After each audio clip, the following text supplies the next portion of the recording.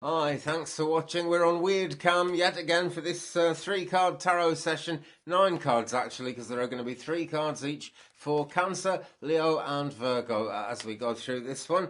Just coming up to Thanksgiving Day in the States and Canada, and if you're in UK or anywhere else in the world, might as well give thanks for something. There's got to be something positive happening. Maybe we'll find some positivity in this reading. So we're going to start with the sign of Cancer, and the first card out for Cancer. Here we go.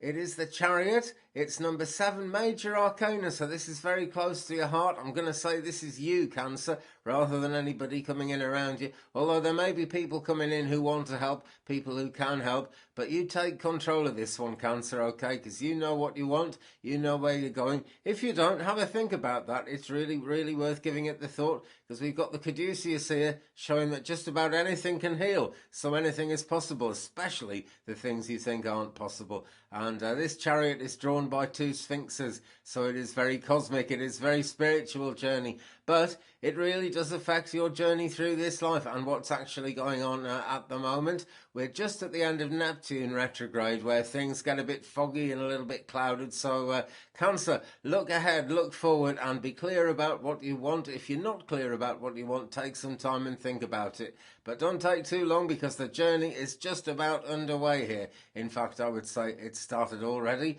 Lots of positive gold images in this card, and already the Chariot is some distance from the town where the character obviously lives most of their life. So really get up and get out there. Take notice of those dreams, okay? We are getting more in touch with our dreams now. Mercury has gone direct again, and now Neptune has gone direct too. There is much that we can actually see in our dreams that is going to be of value. Okay, next one out for Cancer. And we have the Emperor. It's number 4. Very major arcana, this reading, actually, for Cancer. So this is seriously stuff going on around you. Now, a very, very red sky here. And the old proverb says, red sky at night, shepherd's delight. So it's going to be a much better day. And I'm not even going to say we've got to get past this one, because there's a lot of gold in this image. And there are actually a lot of comforts to be had when we work with the Emperor. No doubt about that at all. Is that number 6 or is it? No, it's number 4. I'm never quite sure. The last one was number 7. But Roman numerals have a way of coming out backwards. And so what is actually guiding you, Cancer? Could that all be a bit back to front? That too is worth thinking about, friends. Now we've got rams and nature images all over this, so I'm going to say get out into nature a bit more if you can. That's not easy for everyone, I know, but just about everywhere there is, you can see the sky at night somewhere. Maybe there's some trees around. Get out, get close to nature, because all the red here, it's a definite forward motion thing, and it really plays into the Chariot, the way the Chariots come up. The motion is very forward, the motion is very thrusting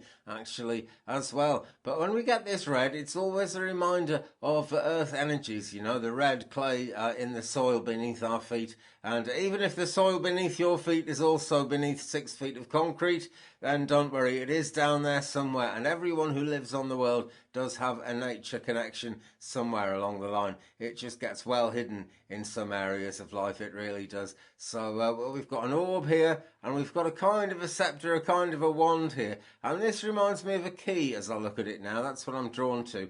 And so you hold the key in your hand, Cancer. You really do. Okay, I'm going to keep moving, because I've got kind of quite late in the month with these. And we come up to the third and the last card in this spread for the sign of Cancer. And this is number 2. It's the 2 of Pentacles. So it's an even number, very early in the suit. And we can see a lot of imbalance kind of going on in this card.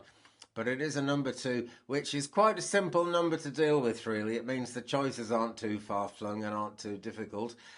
Basically, there is not going to be a problem actually holding on to the pentacles, holding on to the success and the magic that you already have in your life, even though someone might be trying to knock it off balance, Cancer. This does happen. And sometimes it's possible to knock our own selves off balance as well, quite easily, by worrying about things that we don't need to worry about. And look at the size of the hat on this character. Looks as if maybe that hat is a perfect fit, and his head has grown very big with all the stuff he's got to think about. Could be, couldn't it?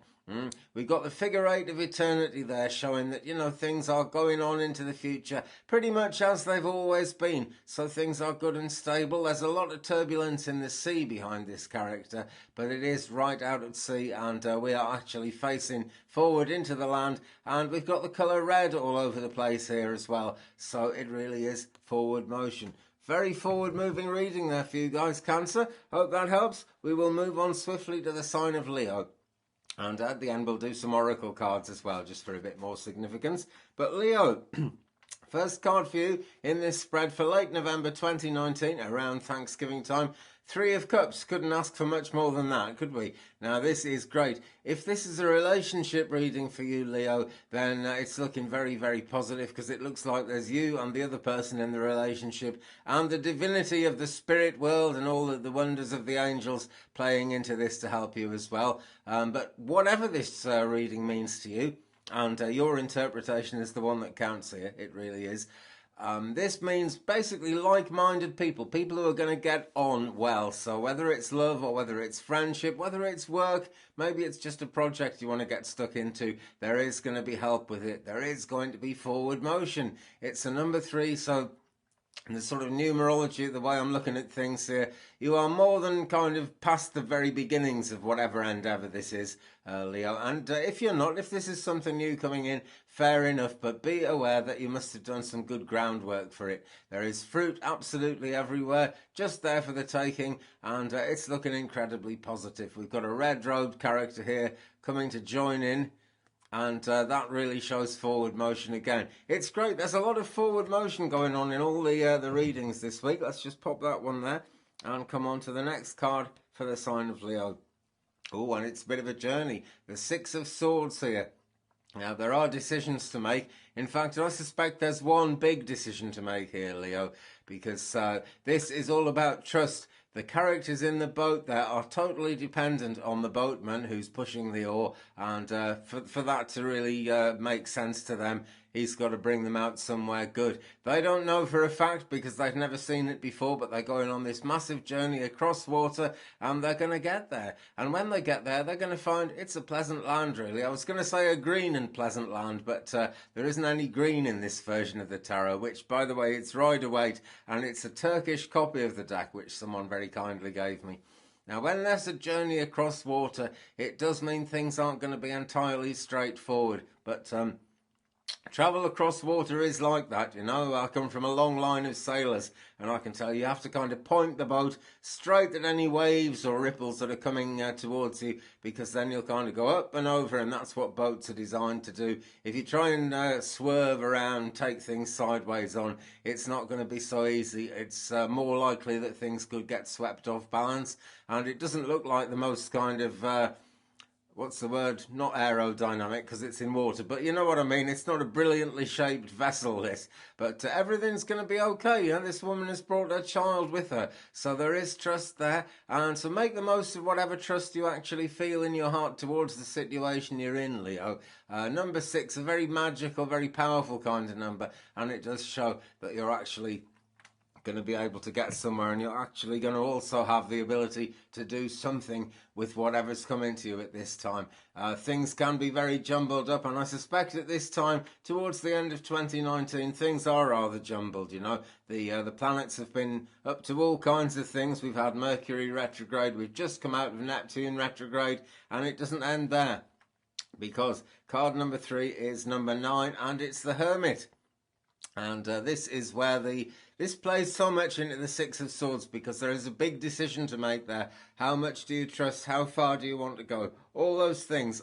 You need to go inside yourself and get a bit of insight here. This is also a card that's very true to the end of Neptune retrograde, actually, because particularly at this very time, I'm doing this on a Sagittarius new moon, it's going to be really important to try and stay focused. And if you're going to be really focused on what really matters to you, Leo, you need to actually go inside yourself and shine that light on your innermost depths, actually kind of get in touch with your feelings as much as you can.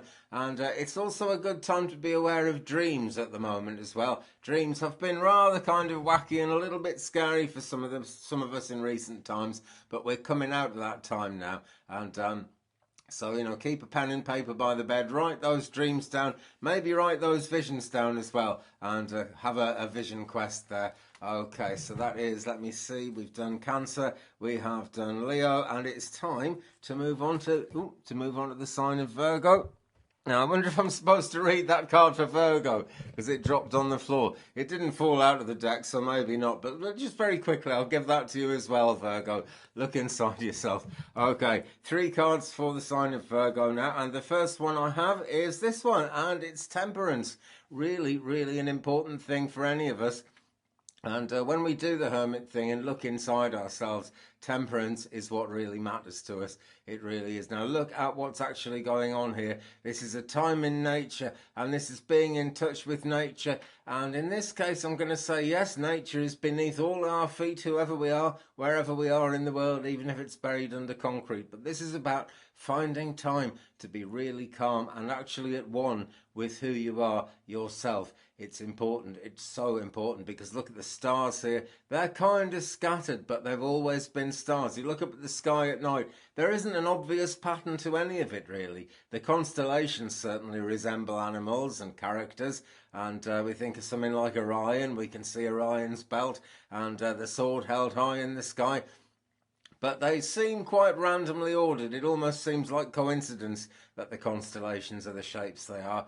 Well, I would contest, my friends, that they are the shape they are for a reason, and it all means something. And you're going to get a lot closer to the meaning of all that if you spend some time in nature. Yeah, important thing to do, because we all come from nature. You know, everything about the world is trying to remind us that, oh, everything's different now. You know, we can trust machines, etc., etc. And, you know, there are some machines you can trust starting to surface in the world. But the most important machine is the one that we actually live in, the human body. And its most important connection is to nature. Okay, Leo. So, card number 2. For Leo in this reading, it's the 3 of Pentacles. Here we go. Now this is great. This shows a good degree of progress is being made. Quite steady progress, quite steady work. And so whatever you're actually doing at the moment, Virgo, is looking like it's going to pay off. Just remember that Temperance card there. Remember, there's a bit more to it, something extra to get in touch with, deep within yourself, deep within your sense of being. But it's a number 3, so the so the possibilities of a number 3 are kind of multiple. You can it's not just adding 3s together. You could have kind of 1 and 3, 1 and 2, 2 and 3. It could go in lots of different directions. But there are 5 points on the pentacle, and that's what really matters, because we've got earth, wind, fire and water all working together under the control of the divine and under the guidance of the divine. I think divinity is more about guidance than it is about control. But look at this character. This character really is in control. It's doing some fantastic stonework there. Has got a platform to stand on to reach that bit higher, which we do all have to do as we go through life. So I will give you that, Leo, and we will move on to the last card in this reading for you guys, which is Judgment, number 20 there. Look, the Judgment trumpet is blowing, the horn is blowing, whatever you want to call it. And we've got a St. George's cross there as well. Now then, red colours in this card again, showing that motion is going forward. But more than anything, there's blue here, so there's going to be some truth needing to be spoken. And truth is really kind of down to the nitty-gritty, because these people are being called back to life on the day of judgment. So whatever's lain dormant within you, Virgo, whatever's lain dormant within you is coming to the fore and is going to be in action and is going to be making things happen. Okay, so on that note, and we'll just quickly change decks again, and we're going to have a look in good old Doreen Virtue's good old Ascended Masters deck here, and I'll have a shuffle and we'll have an oracle card each to see where we're going in late November 2019, just to have a bit more significance. Okay, first one I get here is, so this is for Cancer, and it's fertility. And it's Pan, so that earth connection has come up again, and it's come up quite strongly here. There are the fruits of nature all around this character, but they look as if they're, it kind of looks a bit like autumn or spring or sometime when the fruits aren't actually quite ripe for plucking. But the fruits are all there, they all need to grow, and that is no problem at all, because we've got fertility everywhere, so we can make things grow. There's some music going on here. Pan has got his pan pipes, and they are I'm not going to say they're a ridiculously easy instrument to play because they're not. It takes great skill, but they're an incredibly simple instrument. You know, any tube has got some kind of note that it can make, and it will only make that one note because of how long it is, and it will only sound one way because of how fat it is. And look, Cancer, you have all this possibility in front of you. You really have. So hang on to that thought and just be aware that, you know, you can make more of things than you think you can. That's always the case with panpipes, and certainly it's always the case with fertility. So Leo, yoga, Babaji. Okay, so this is the inner journey again. It's all inner journeys with Cancer, Leo and Virgo. That really seems to be a common theme for all three signs at the moment. The healing of purple and the gold of, let's just say gold. I mean, gold is pretty good. Can't ask for much more than gold. But we can ask for it to be spiritual gold. So maybe you're very focused on making money. I think we all have to be to a certain extent in this life. And particularly with Christmas coming up, it's thoughts of money absolutely everywhere. But tune into that healing light, those healing possibilities and that healing energy. The science of yoga is actually all about the fact that we all come into this world with the ability to do it, with the ability to practice those things. Okay, and we'll come on to Virgo. And for Virgo, it's a yes. And this really plays into the judgment card that we got a minute ago. Because this is yes, this is Ganesha's judgment. It's divine judgment. And Ganesh is great. Ganesh always comes in to help. And Ganesh always helps us move forward by moving any obstacles out of our way. Removing obstacles, in fact, you could say.